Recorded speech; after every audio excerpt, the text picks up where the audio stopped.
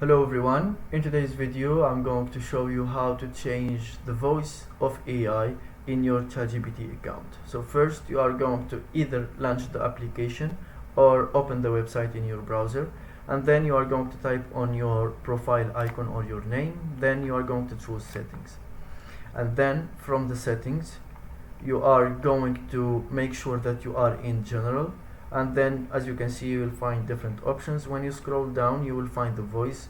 Here you can click on play to hear the voice. If you like it you can keep it, or if you don't like it you can just click on the default voice, and here you can choose one of the options available here, and once you select it, for example, you can just click on play to hear it. If you like it you keep it, or you can just continue until you find the voice that you want. And that's it. Thank you for watching. If you found this video helpful, don't forget to subscribe and like the video.